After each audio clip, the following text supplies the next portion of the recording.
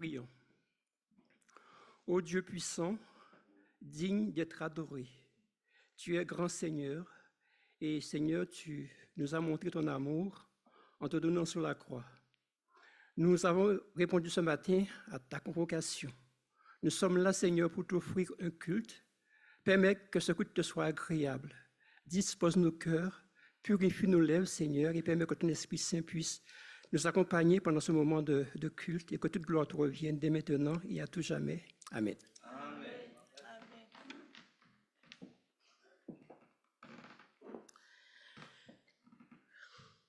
Bonjour, chers frères et sœurs. Bonjour. Vous allez bien?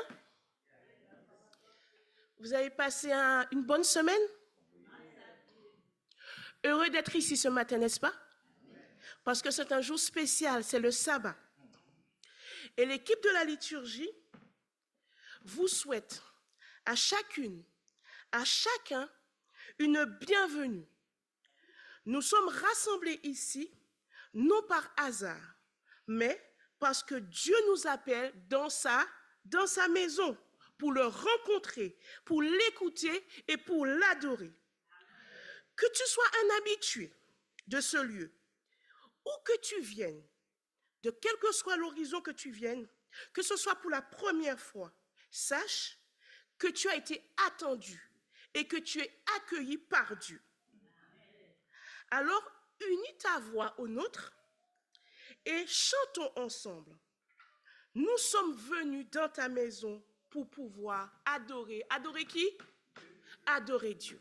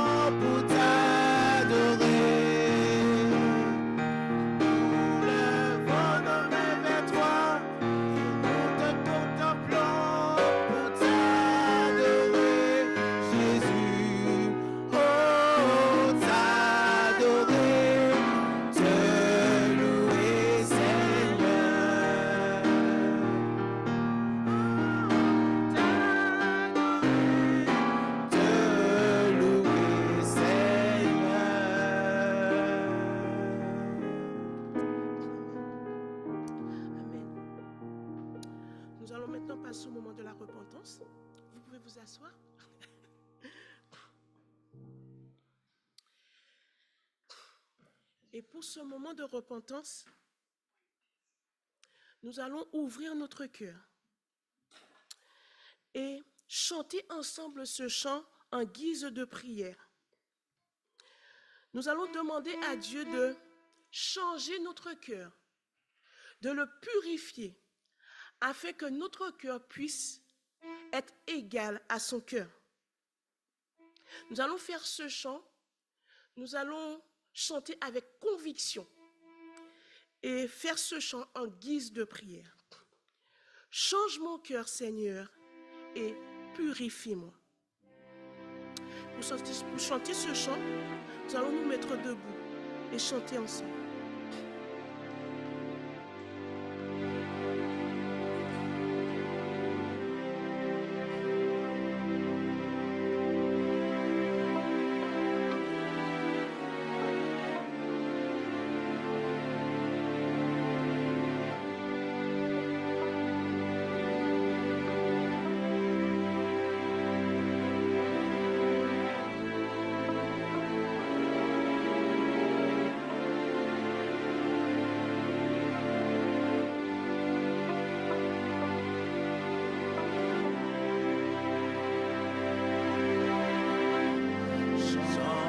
cœur, Seigneur,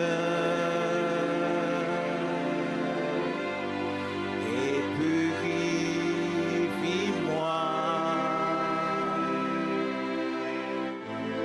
Change mon cœur, Seigneur,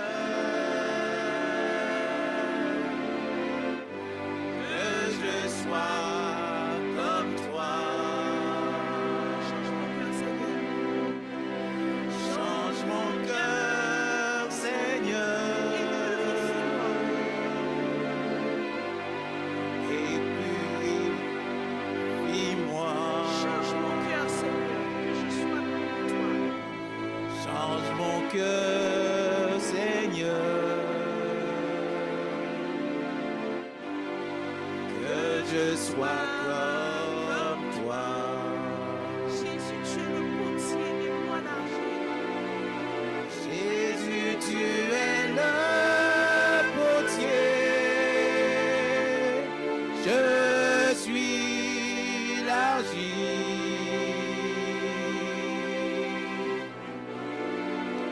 Brise-moi, façonne-moi, tel c'est mon désir. Change mon cœur, Seigneur, et purifie-moi.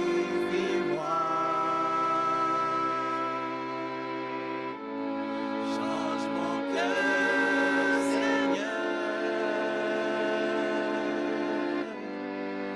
que je sois comme toi.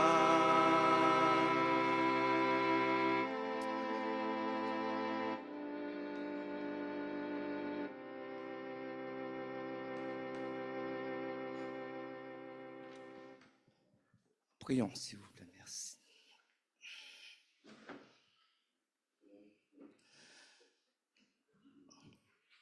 Notre Dieu, notre Père, qui est dans les cieux, nous voulons te remercier, Seigneur, aujourd'hui sur ce saint sabbat que tu nous donnes, ce jour de délice.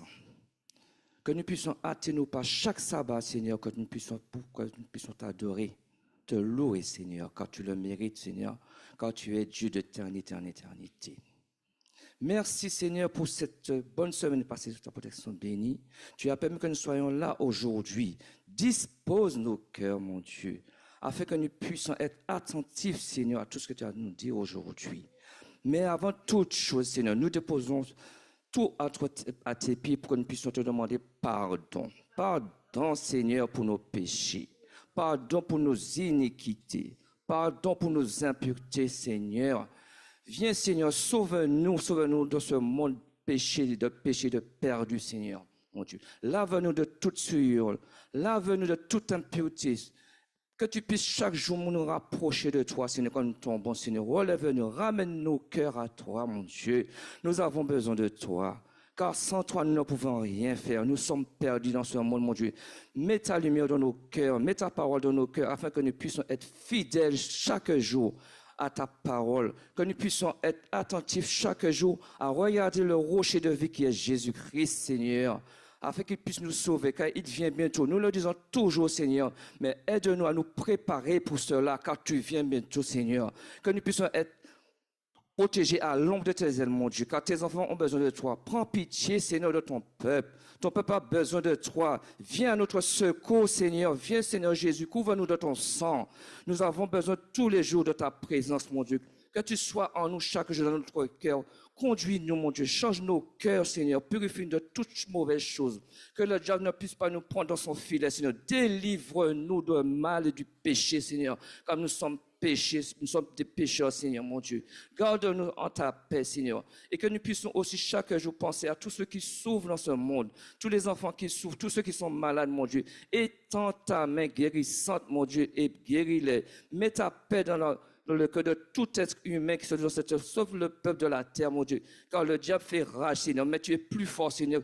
Nous sommes certains que tu vas nous sauver, Seigneur. Alors sauve-nous du péché, Seigneur. Que tu puisses aussi, Seigneur, veiller sur ton peuple, ton Église. Que nous puissions être dans l'amour, dans la fraternité, Seigneur. Et que nous puissions nous aimer les uns les autres que tu nous as demandé, mon Dieu. Maintenant, Seigneur, ton serviteur va parler, Seigneur, en ton nom, que tu puisses, mon Dieu, rendre ses lèvres, avec qu'il puisse dire les choses pour nous fortifier, afin que nous puissions nous rapprocher plus près de toi. Nous t'avons prié au nom de Jésus pour ta gloire. Amen.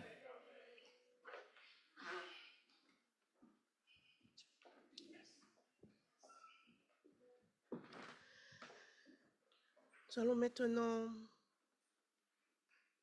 visionner la vidéo pour la dîme.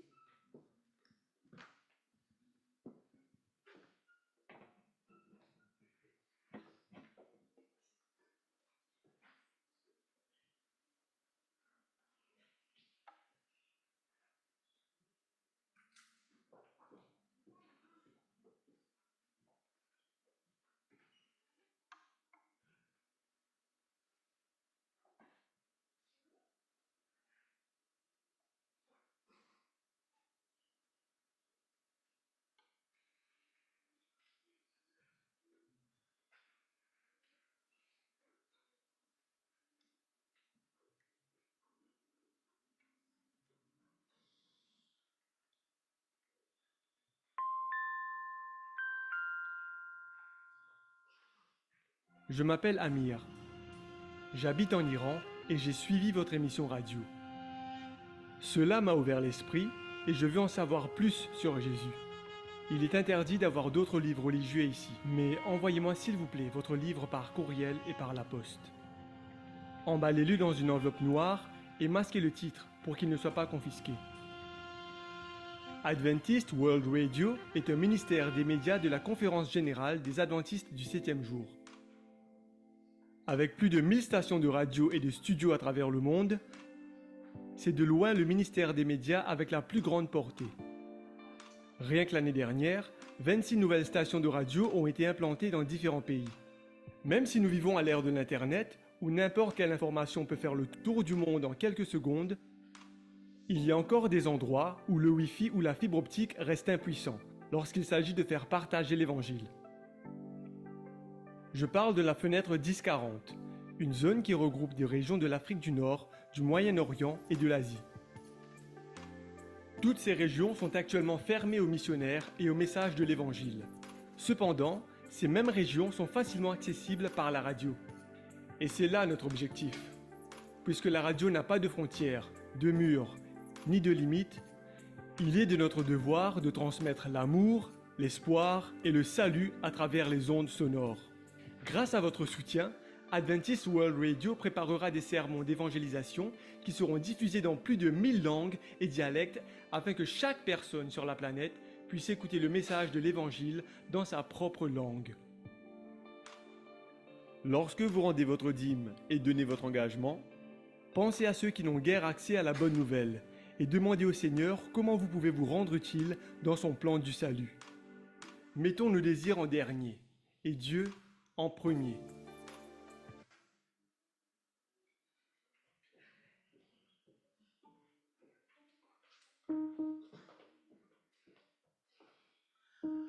Pendant que les diacres passeront, nous allons chanter Le Seigneur me bénit.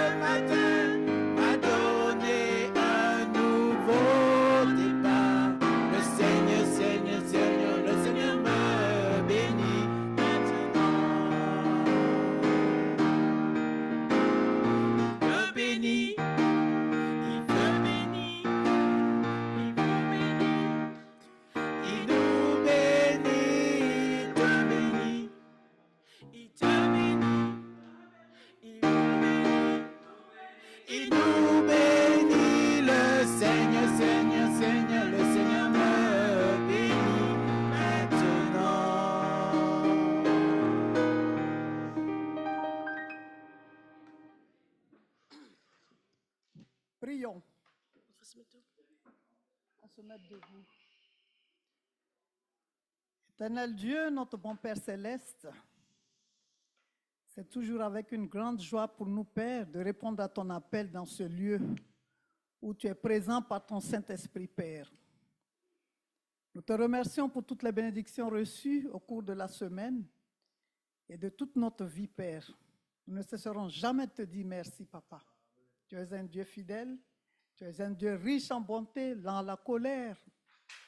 En ce moment, Père, nous voulons te manifester notre reconnaissance par nos dîmes et nos offrandes, Papa. Bénis les mains qui ont pu donner, Père. Bénis les mains qui n'ont pas pu donner aussi. Tu as des enfants qui ne travaillent pas, tu as des enfants qui sont dans la souffrance, qui veulent mais ils ne peuvent pas, Père. Et tu le sais, Papa. Alors bénis tes enfants, Père.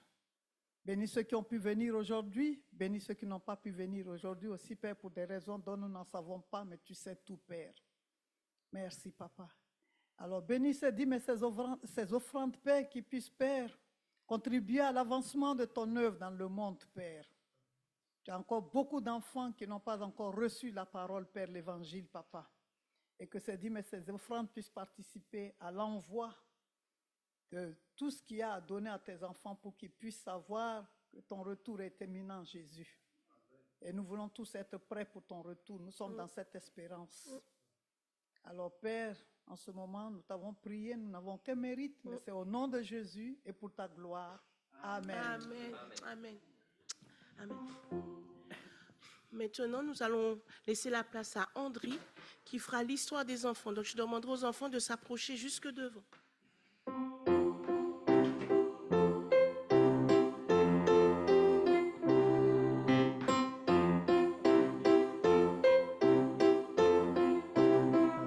Alors, est-ce qu'on a des enfants? Oui, on a pas mal d'enfants.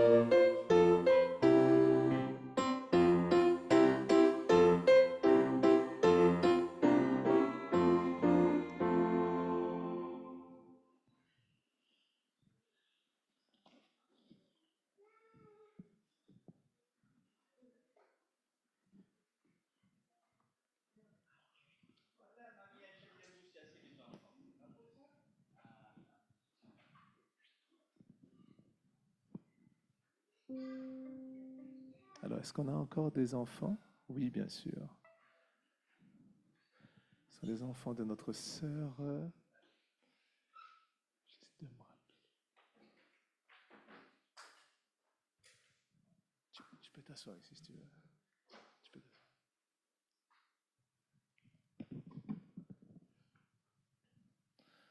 Alors, bonjour à tous.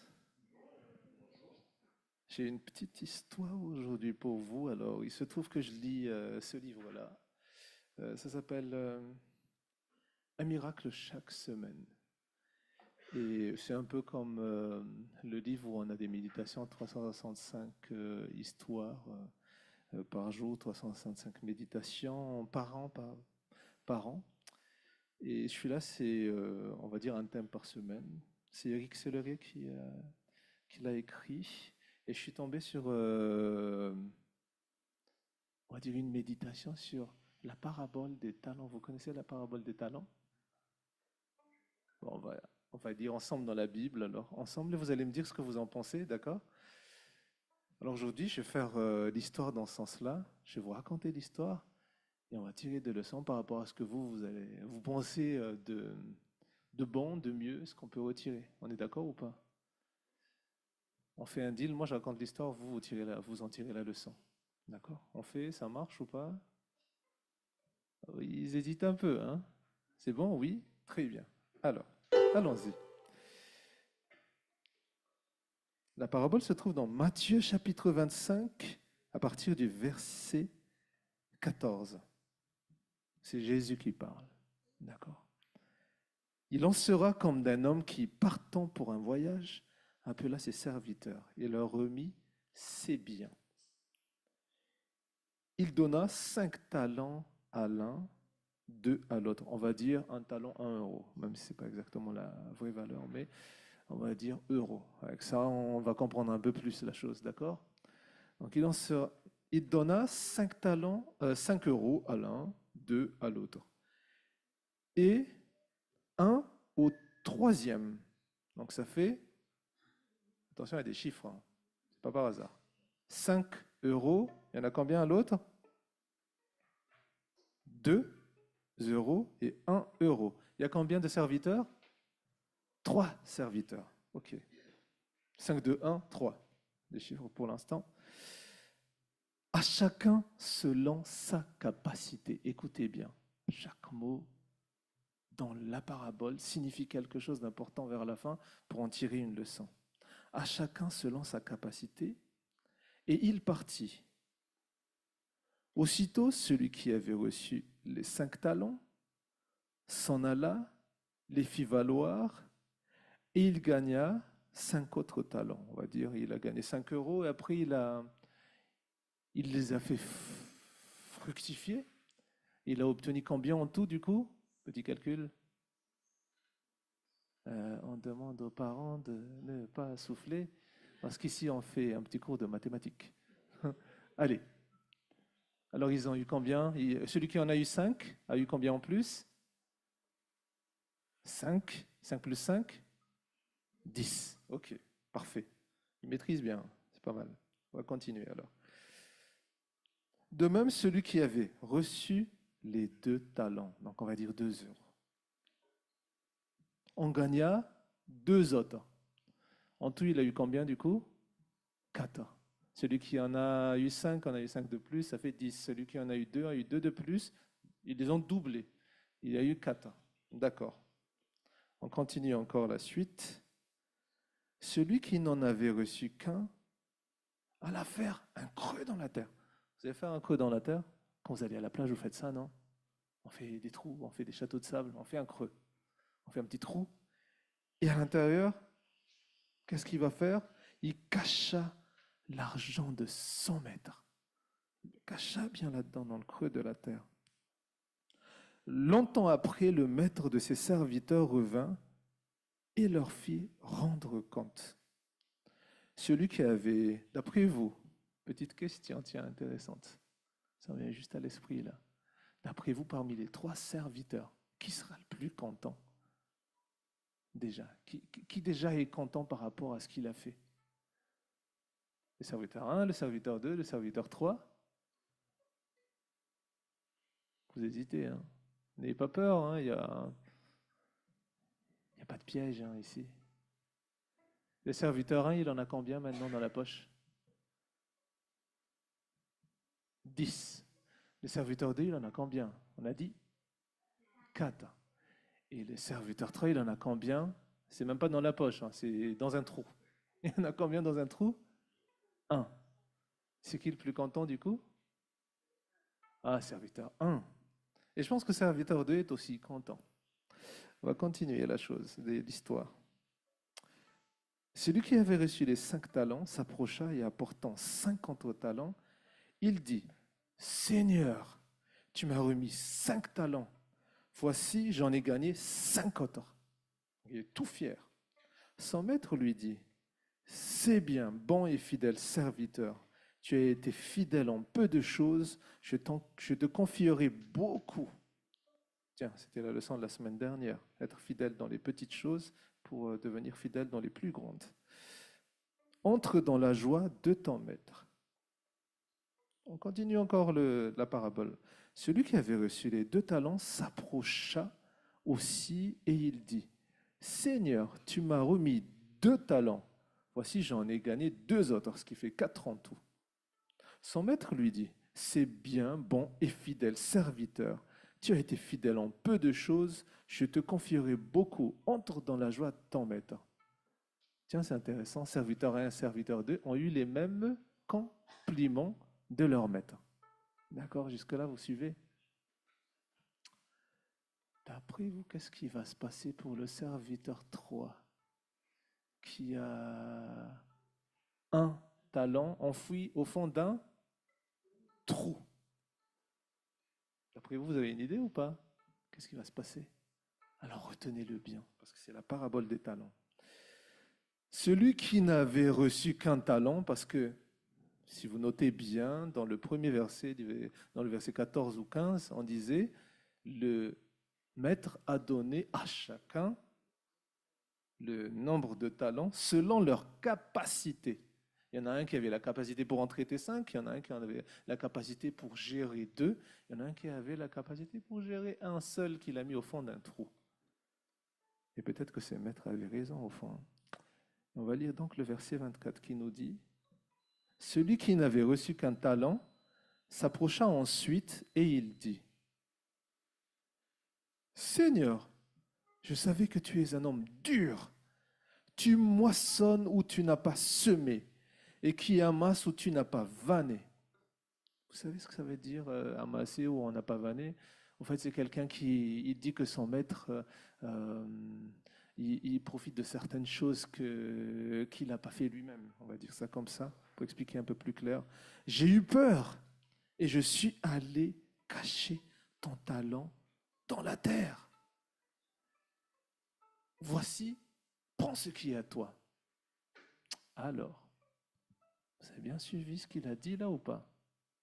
Est-ce qu'il accuse un peu son maître là ou pas dans ce qu'il dit, d'après vous? D'après vous, oui ou non? La réponse est simple. Hein? Il accuse un peu le maître ou pas là? Oui, non? Bon, pas d'avis. Bon, on va demander à l'église un peu. Il est en train d'accuser un peu le maître ou pas là, d'après vous? Oui, hein? Vous aussi, vous hésitez au fait. Et vous avez raison d'hésiter parce qu'eux, ils n'y arrivent même pas à répondre tout de suite. Hein? Ok, on va continuer. Mais il y a quelque chose de particulier là-dedans. Son maître va lui répondre maintenant au verset 26. Son maître lui répondit, « Serviteur méchant et paresseux, tu savais que je moissonne où je n'ai pas semé et que j'amasse où je n'ai pas vanné. Il te fallait donc remettre mon argent au banquier et à mon retour, j'aurais retiré ce qui est à moi avec un intérêt. Ôtez-lui donc le talent et donnez-le à celui qui a les 10 talents. » Alors, je vais m'arrêter juste là. Alors moi, j'ai une leçon que je voudrais partager avec vous par rapport à cette parabole. Mais je serais intéressé, c'est le deal qu'on a fait. Est-ce que j'ai raconté l'histoire? Est-ce que j'ai raconté la parabole? J'aime bien quand vous commencez à éviter mon regard. Oui? Ok. Alors maintenant, le deal, c'est que vous dites ce que vous pouvez en retenir. Une leçon. Juste une petite leçon. On va s'arranger un peu. Allez, je vais venir vers vous. faire ça comme ça. Alors, c'est qui là?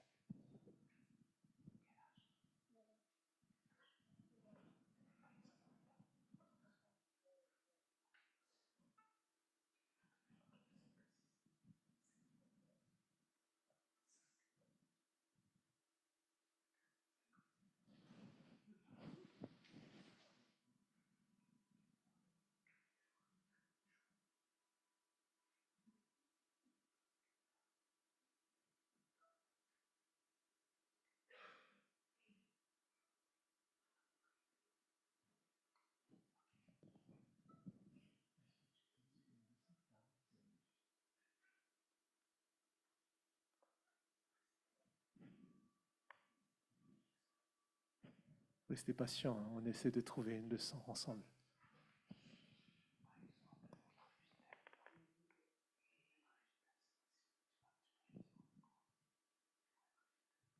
Il faut être fidèle. Amen. Vous avez entendu? Il faut être fidèle.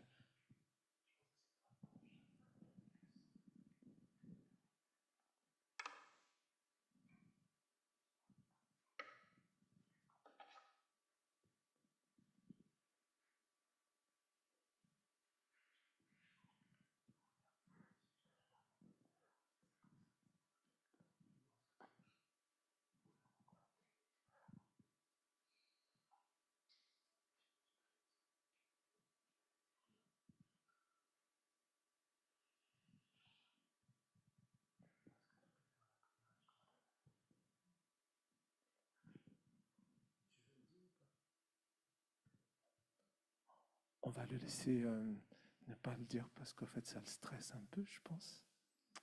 Alors.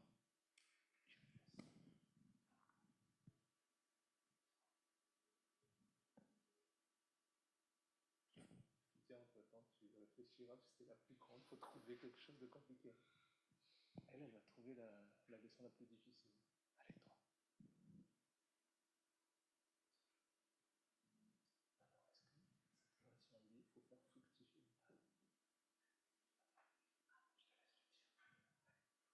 Il faut justifier les talents.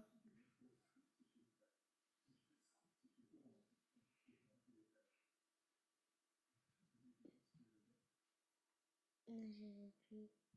Il veut plus. Il faut augmenter les talents. Merci. David, merci David. Fitia. Être fidèle dans les petites choses comme dans les grandes. Amen. Être fidèle dans les petites choses comme dans les grandes. Alors, je vais faire un exercice de mémoire. Il faut être fidèle, il faut faire fructifier les talents et il faut être fidèle dans les petites choses. Alors, on va donner une petite leçon aussi pour les grands et pour nous en même temps.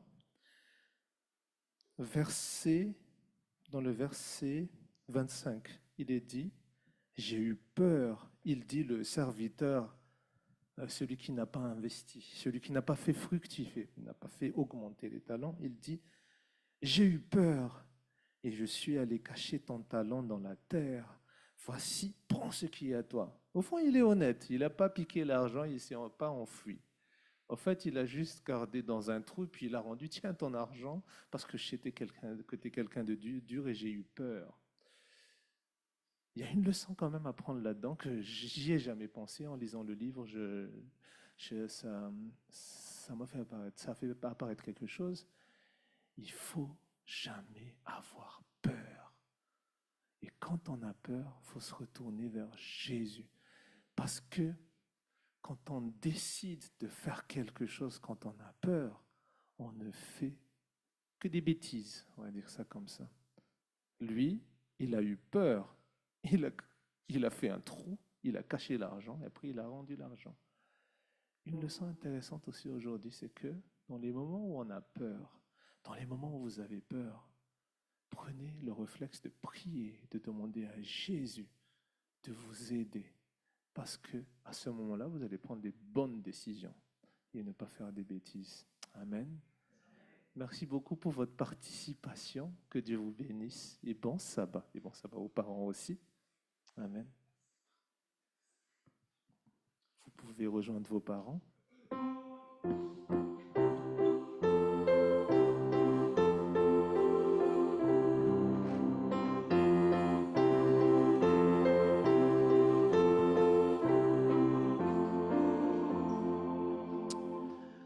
Merci André pour l'histoire. Nous allons passer au moment de la louange. Et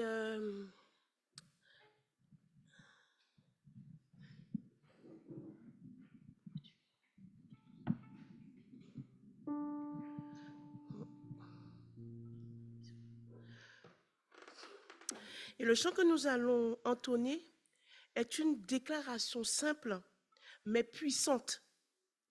J'ai décidé de suivre Jésus. J'ai décidé de suivre Jésus et je ne reculerai pas. Que ce soit pour affirmer ta foi, pour renouveler ton engagement, chante de tout ton cœur. J'ai décidé de suivre Jésus aujourd'hui. Nous allons nous mettre debout, nous allons changer de position, parce que nous sommes restés longtemps assis, n'est-ce pas? Donc nous allons changer de position et chanter ensemble. J'ai décidé de suivre Jésus et de ne pas m'en aller loin de lui.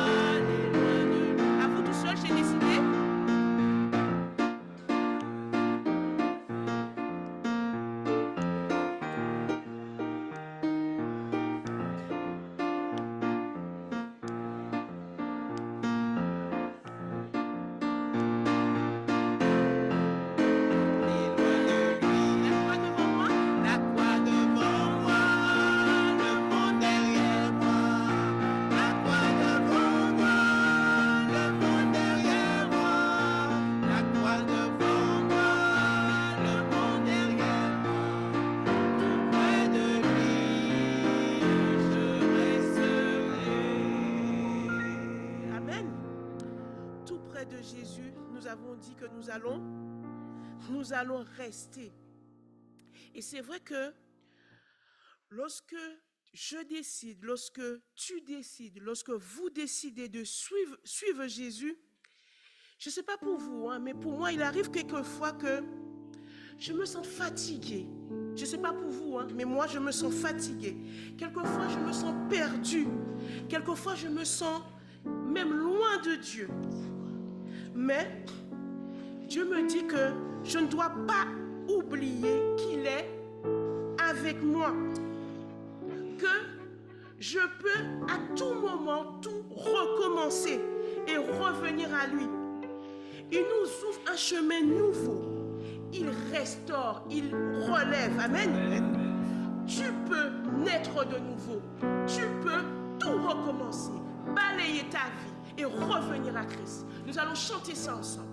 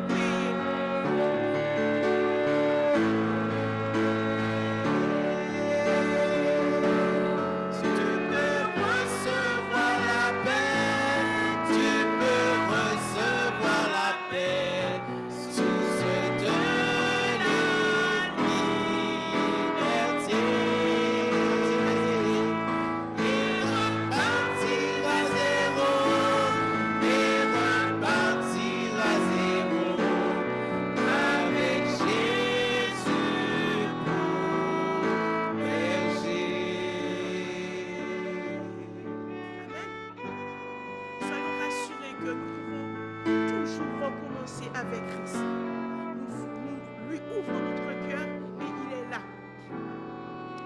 Et maintenant, nous pouvons dire à Jésus, Jésus, je n'ai que toi. Je n'ai que toi dans le ciel. Je ne désire rien d'autre que toi sur la terre. Donc nous allons chanter cela ensemble. Ce sera notre dernier chant.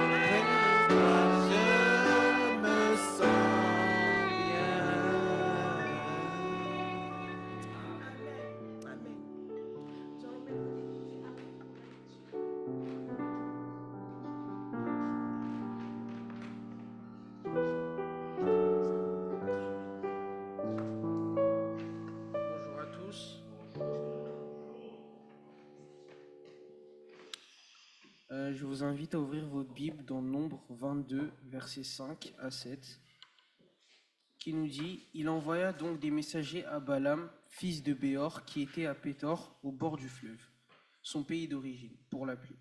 Il lui faisait dire « Voici un peuple qui est sorti d'Égypte, le voici répandu dans tout le pays. Il s'est installé en face de moi, viens donc, je t'en prie, et maudis-moi ce peuple, car il est plus puissant que moi. Peut-être alors pourrais-je le battre et le chasser du pays, car je le sais, Celui que tu bénis est béni, et celui que tu maudis est maudit. Les anciens de Moab et les anciens de Madian s'en allèrent donc, munis de cadeaux pour le devin. Ils allèrent chez Balaam, à qui ils répétèrent les paroles de Balak. Amen.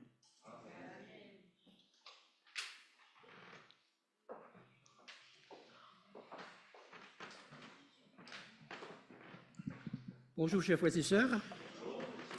J'espère que vous profitez pleinement des vacances pour vous relaxer, vous reposer.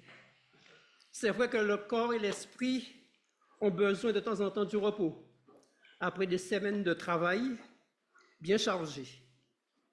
Le Seigneur a bien fait des choses. Il a mis à part un jour béni, ce jour où il nous appelle à nous reposer en lui. Vous et moi, nous sommes là ce matin pour le remercier, l'adorer pour ce qu'il a fait pour nous durant cette semaine. À vous, membres réguliers, à vous, amis visiteurs, à ceux qui sont sur le Zoom, je vous souhaite une agréable journée sous la protection de Dieu. La Bible réserve des événements surprenants, extraordinaires, notamment lorsqu'une ânesse se met à parler. Ce récit nous est rapporté dans le livre de Nombres. Merci à eux pour ce texte. Parmi les nombreux personnages de l'Ancien Testament, il y en a un qui nous interpelle par la forme et le fond de son ministère. C'est Balaam. Personnage étrange, je trouve. Les enfants d'Israël sont en marche vers le pays promis, le pays de Canaan, pays où coule le lait et le miel. Ils viennent de remporter 2 victoires contre les Amoréens. Ils n'ont pratiquement plus de gros obstacles pour atteindre et prendre possession du pays promis.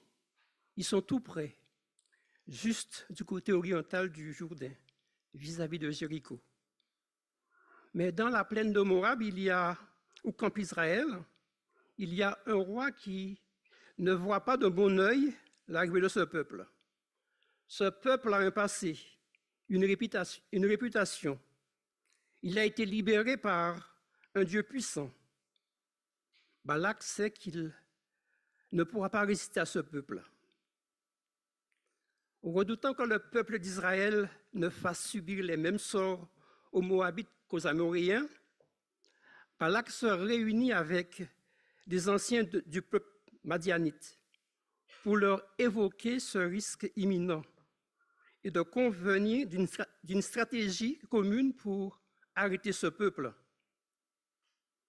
Les anciens madianites n'étaient pas étrangers à cette décision de Balak, du fait qu'ils étaient des commerçants nomades et qu'ils avaient certainement entendu parler du pouvoir de Balaam au cours de leur voyage. Ils eurent probablement l'idée de recourir au pouvoir de Balaam, qui était bien connu dans tout l'Orient pour ses pouvoirs. Il va soudoyer intelligemment Balaam. Les responsables de Moab et des Madians partirent en apportant avec eux des présents pour payer ce devin. Ils arrivèrent chez lui et lui transmirent le message de Balak. Ils pensent pouvoir obtenir gain de cause, couvrant Balaam de présents et d'honneurs. On voit que la corruption est partout. Dans le passé comme aujourd'hui, pour obtenir et gagner la confiance, la faveur de quelqu'un, il suffit de flatter son ego, lui graisser la patte comme on dit, ou exercer un certain pouvoir, une certaine pression, et le tour est joué, on obtient ce que l'on veut. La doléance de Balak est surprenante et insolite. Elle consiste à demander à Balaam de maudire Israël, son propre peuple. Le comportement de Balaam semble normal. Il décline l'offre de Balak, car l'Éternel lui a dit clairement de ne pas y aller. Il refuse de partir avec eux. Et ces envoyés retournent vers Balak et font un rapport. Mais ce dernier insiste et renvoie ses messagers une deuxième fois, en les pressant d'être plus insistants sur les honneurs et les présents qui lui seront offerts s'il maudit ce peuple. Que fait Balaam, alors que Dieu lui a déjà dit de ne pas y aller? Au lieu de les renvoyer sur leur champ, il les invite à passer la nuit chez lui, pendant qu'il consultait l'Éternel. Vu ce comportement, on peut se poser beaucoup de questions.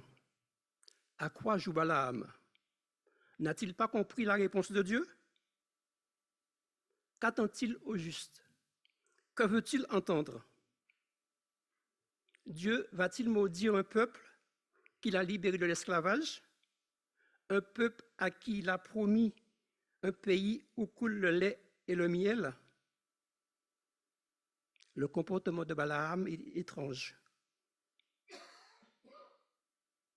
On reste dubitatif sur ses profondes motivations.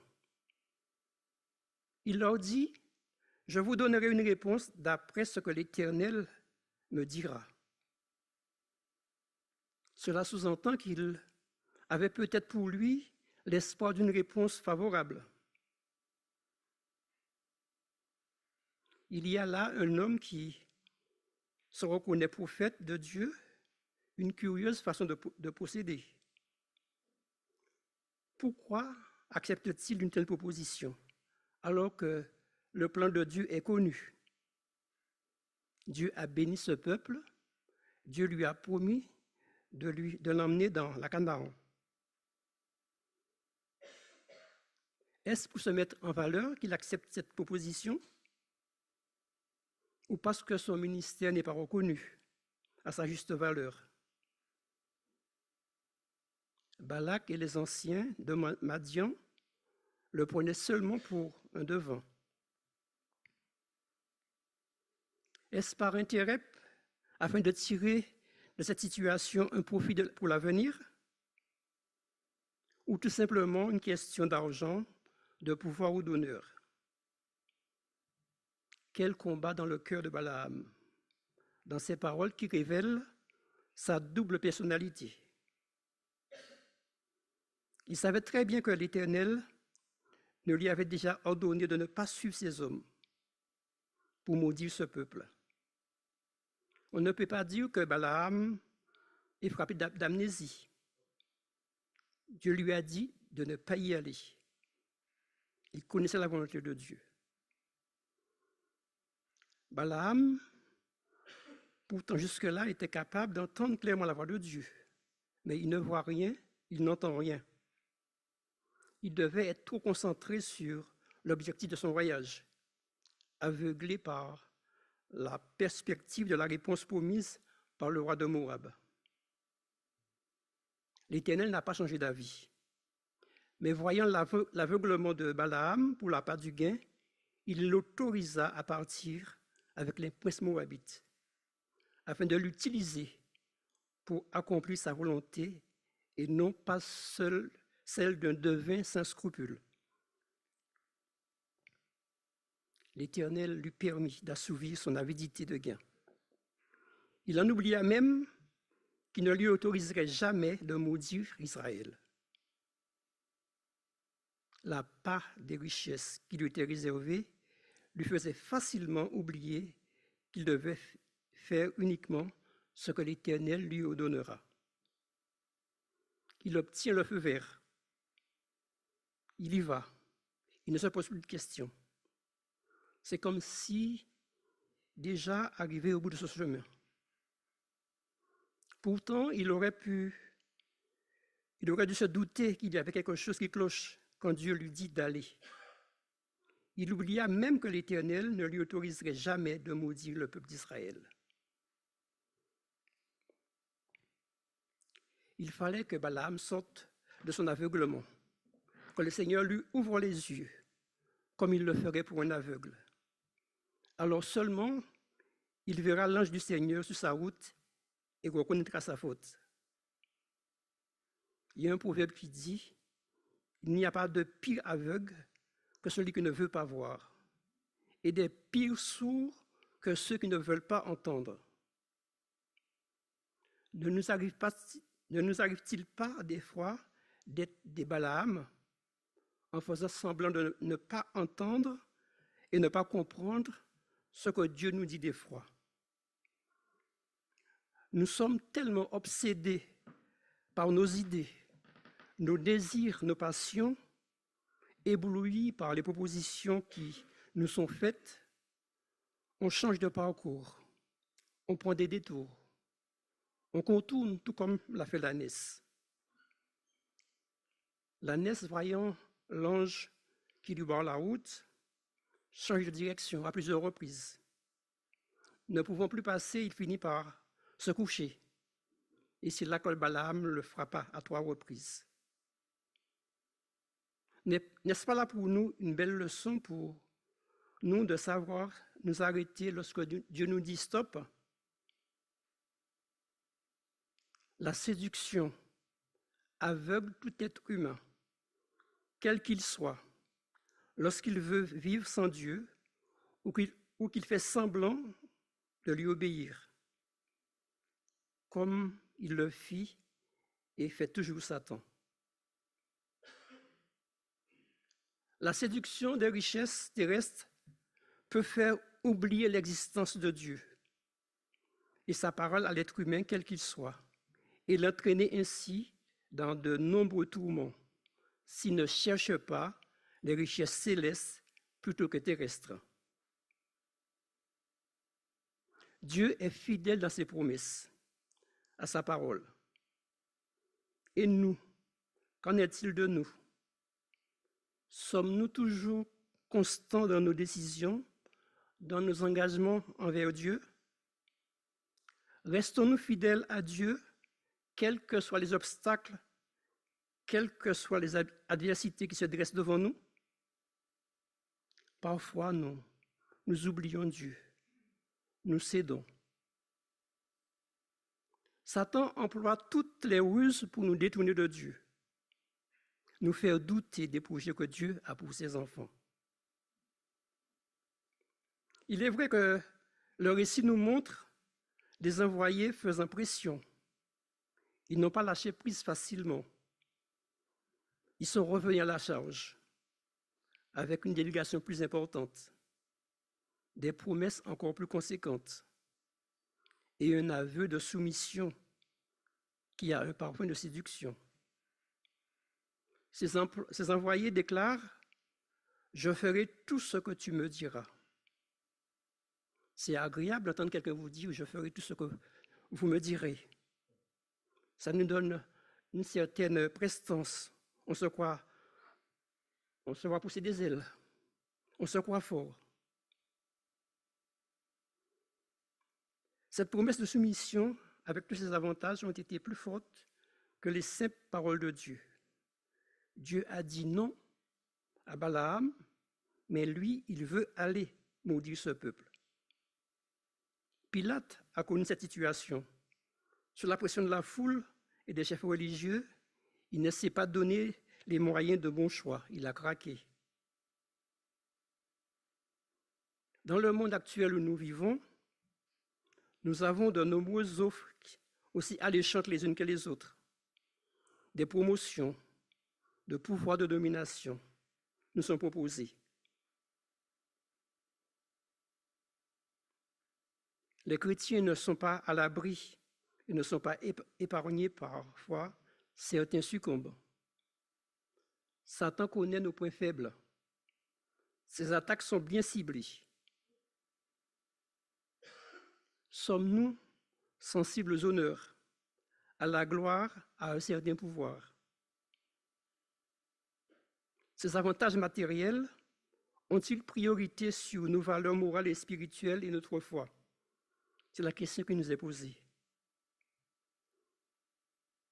Au point de faire des compromis et de brader nos engagements envers Dieu. Ou bien restons-nous fidèles à la parole de Dieu?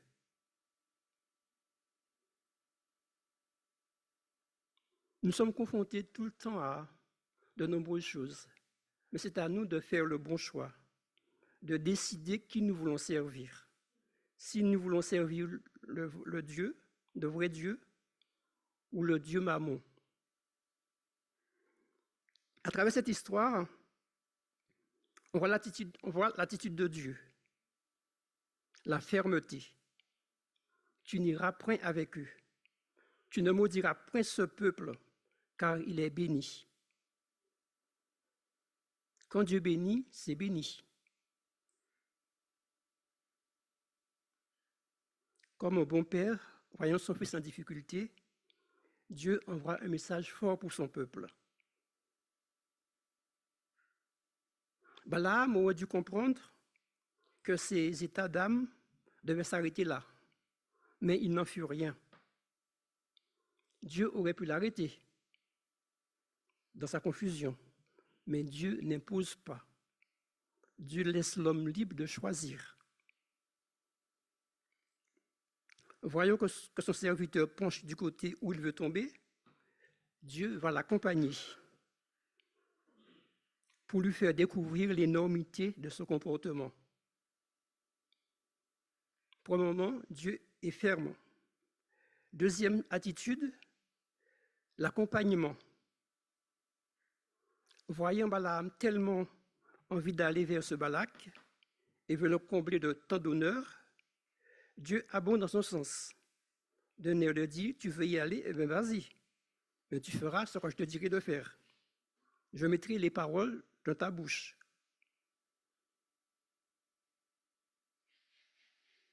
Dieu vint à Balaam pendant la nuit et lui dit, puisque ces hommes sont venus pour t'appeler, lève-toi, va avec eux, mais tu feras ce que je te dirai. Cette attitude de Dieu n'est pas nouvelle. On le voit dans Nombre 11,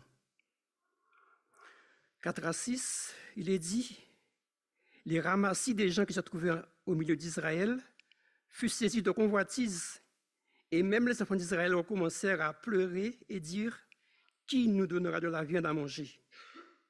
Nous nous souvenons des poissons que nous mangeons en Égypte, qui ne nous coûtaient rien. On avait des concombres, des melons. Maintenant, notre âme est desséchée. Plus rien. Nos yeux ne voient que de la manne. Et Moïse qui dit, où prendrai-je de la viande pour donner à ce peuple? Car il pleure auprès de moi en disant, donne-nous de la viande. Là encore, Dieu a répondu à leur demande. Il dit, vous en mangerez non pas un jour, ni 2 jours, ni 5 jours, ni 10 jours, ni 20 jours, mais 1 mois entier, jusqu'à ce qu'elle vous sorte par les narines et que vous en ayez un dégoût, parce que vous avez rejeté l'Éternel qui est au milieu de vous, et parce que vous avez pleuré devant lui, disant, pourquoi donc sommes-nous sortis d'Égypte? Il y a des moments où Dieu laisse faire.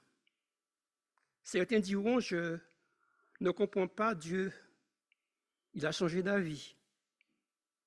Parfois, Dieu nous laisse faire pour nous montrer que toutes nos pensées, nos envies et nos désirs ne sont pas toujours bonnes et ne l'honorent pas.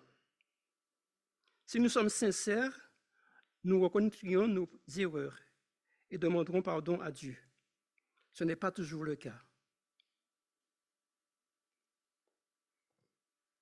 La troisième chose, c'est la pédagogie.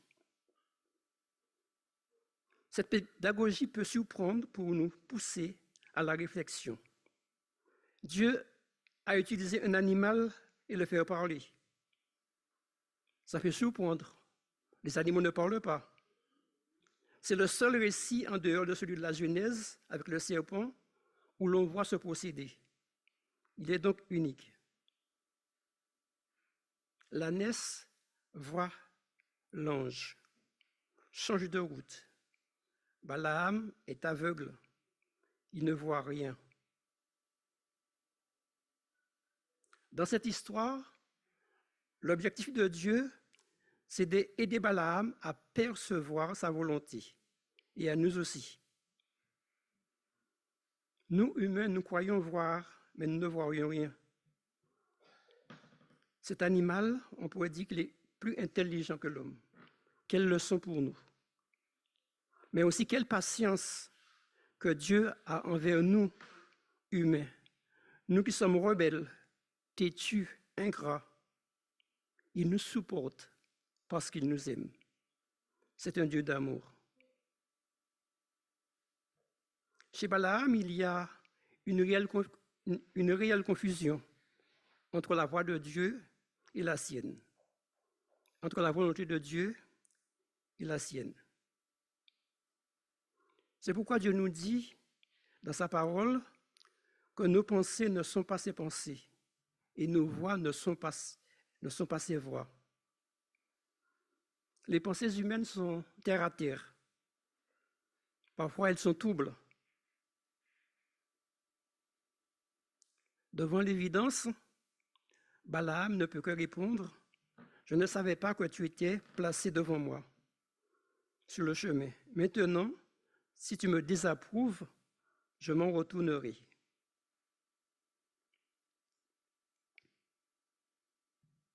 Balaam n'a pas su voir, mais ce n'est pas pour autant qu'il va changer son état d'esprit. La quatrième attitude, Dieu laisse libre Balaam d'assumer les conséquences de ses choix. Dieu va le laisser faire, tout en mettant dans sa bouche les paroles de bénédiction et non de malédiction pour Israël. Aucun humain n'est en mesure de modifier les plans que Dieu a déjà prévus pour son peuple. Balak, persévérant dans sa démarche, va balader Balaam sur des monts à l'autre. Il va le conduire sur des sommets avec des angles de vue, de vision différents sur Israël. Il l'emmène à Kirjat Utsot, où il fait des sacrifices. À Bamoth Baal, Balaam voit une partie du peuple. À Pisga, il bâtit 7 autels et offrit des sacrifices, tout en espérant toujours d'obtenir satisfaction. La cinquième attitude, le plan de Dieu se réalise sans lui. Rien ne pourra plus arrêter le plan de Dieu pour son peuple. Dieu va passer par-dessus le comportement pitoyable de Balaam pour transmettre en présence de Balak un dernier message. Ce message, c'est le rappel de sa promesse. Dieu avait promis à ce peuple d'entrer dans la Canaan.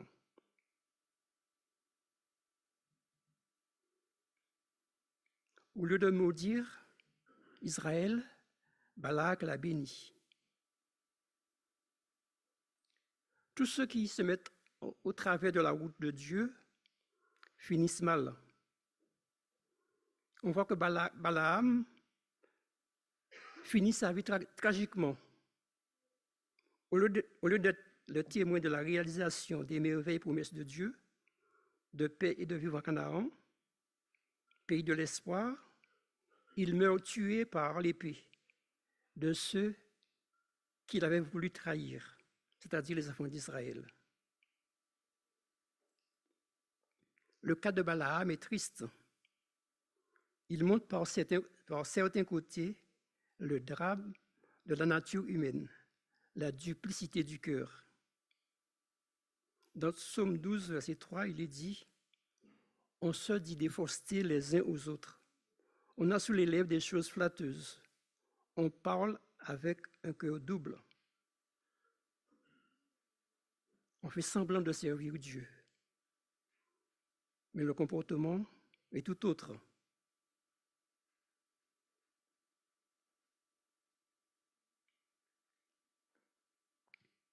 Comment une telle confusion peut-elle être possible? Dans Matthieu 12, verset 30, il est dit « Celui qui n'est pas avec moi est contre moi, et celui qui n'assemble pas avec moi disperse. »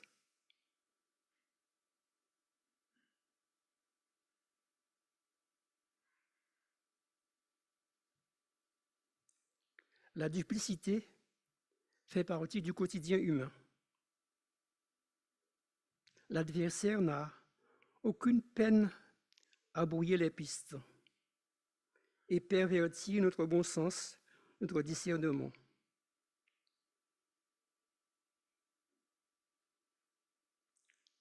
À travers cette histoire, Dieu nous interpelle, à savoir sur notre comportement, sur notre agissement. Est-ce que nous marchons toujours en conformité à ce qu'il nous dit? Est-ce que l'influence extérieure joue sur notre morale, sur notre comportement? Ou est-ce que nous laissons la parole de Dieu nous transformer?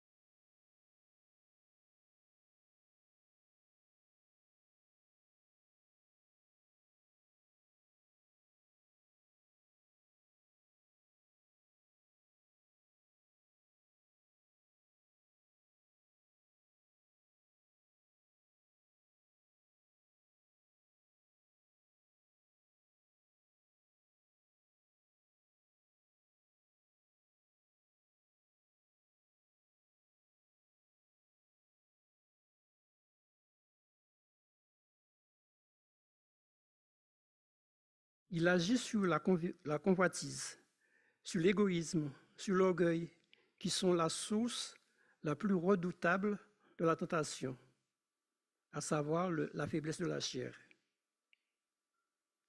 Pour atteindre son but, Satan assaille de l'extérieur en tentant de nous faire peur. La peur pousse à prendre parfois de mauvaises décisions. Chacun est tenté quand il est amorcé et attiré par sa propre convoitise. Le Seigneur est fidèle. Il ne permettra jamais que nous soyons tentés au-delà de nos forces. Dans cette histoire, il est souligné l'importance de l'obéissance, malgré les pressions extérieures. Il est crucial de suivre la volonté de Dieu. Il y a la puissance de la parole. Malgré ses intentions initiales, Balaam fut contraint de prononcer les paroles que Dieu lui donnait. Dieu est puissant. Il contrôle tous les événements. Il y a aussi le danger de la cupidité. La cupidité et l'amour de l'argent peuvent conduire à des choix compromettants et à l'opposition à la volonté de Dieu. Dieu utilise des moyens inattendus. L'ânesse a été utilisée pour parler et lui révéler sa volonté. Dieu nous surprend en utilisant des moyens inattendus pour parler. Et pour conclure, cherchons à connaître la volonté de Dieu, même si les choses nous paraissent compliquées, voire difficiles. Résistons aux tentations en nous concentrant sur les choses spirituelles et éternelles. Faisons confiance à Dieu pour qu'il nous guide et qu'il nous protège lorsque les circonstances semblent incertaines. Que Dieu nous vienne en aide à grandir spirituellement et de vivre de manière à lui plaire. Notre parcours sur cette terre est jonché d'obstacles, mais il y a une chose, nous devons garder les yeux fixés sur Dieu. C'est lui qui nous permettra de remporter des victoires. Que Dieu nous bénisse. Amen.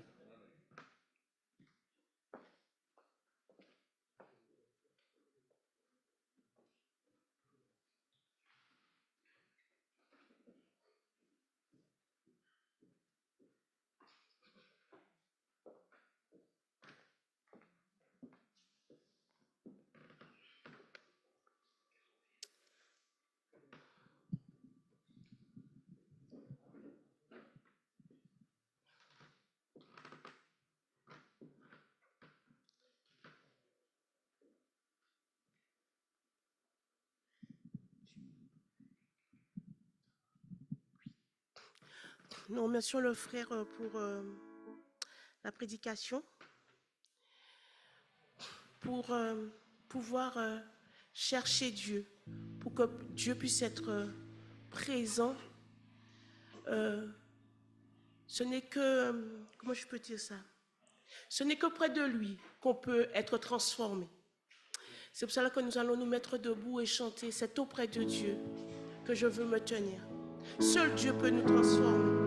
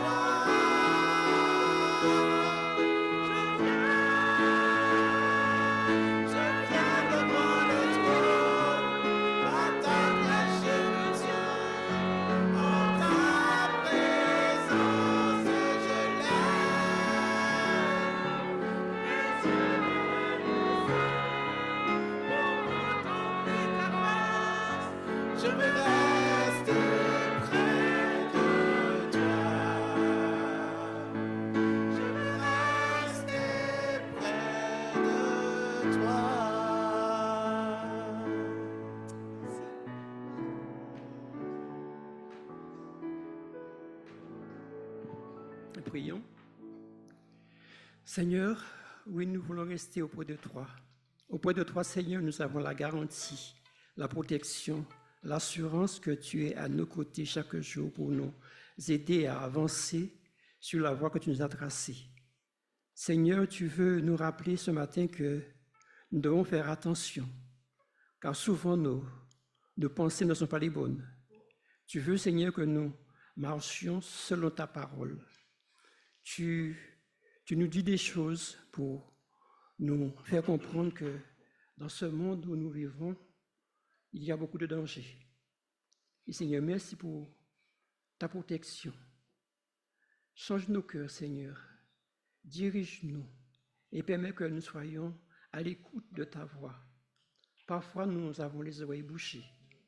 Nous avons tendance, Seigneur, à ne pas t'écouter. Mais Seigneur, tu nous aimes. Tu nous rappelles, Seigneur, que tu es notre rocher, notre bouclier. Nous devons nous appuyer sur toi. Avec toi, Seigneur, nous avons l'assurance d'arriver à bon port. Permets, Seigneur, que nous puissions rejeter tout ce que le monde nous propose, tout ce qui peut nous éloigner de toi, et nous permettre, Seigneur, d'être avec toi dans ton royaume lorsque tu reviendras.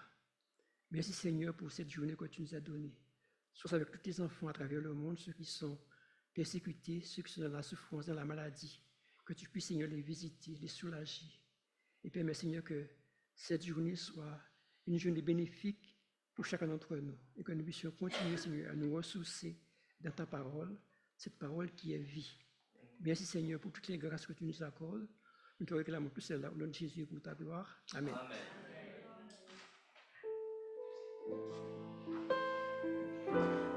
Que la grâce et la paix de Dieu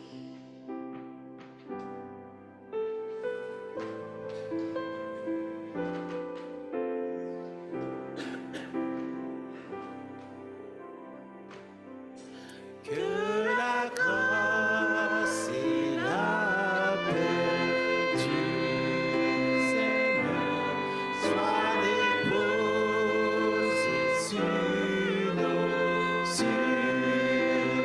cœurs et que sa lumière vienne éclairer nos vies par le nom de Jésus-Christ. Que la grâce et la paix du Seigneur soient déposées sur vos cœurs et que sa lumière vienne éclairer nos vies par le nom de Jésus-Christ. Par le nom de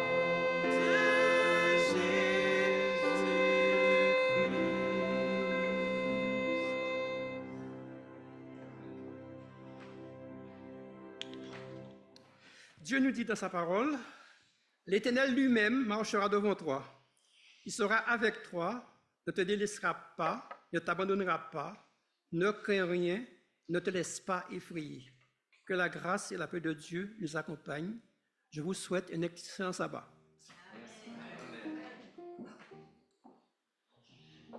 Et pendant que les diacres feront la sortie, nous allons chanter ensemble. Jésus est tout pour moi.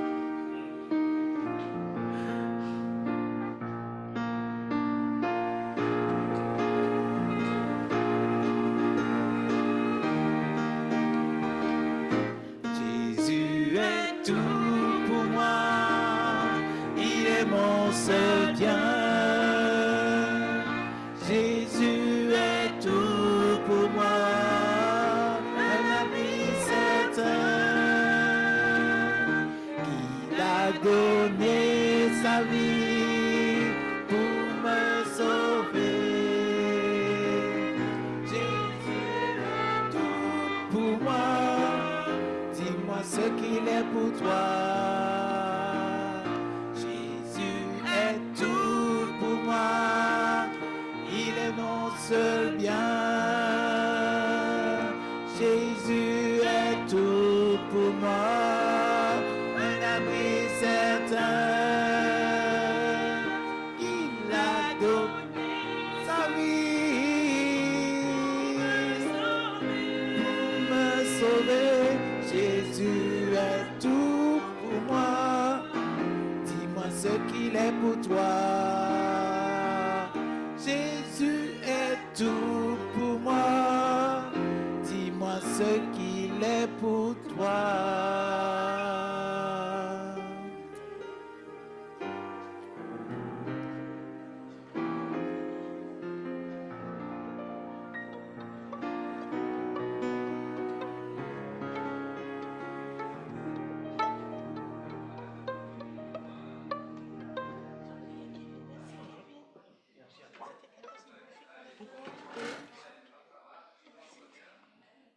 Désolé. Tu la connais, elle? Non, non. Et après, dernière, on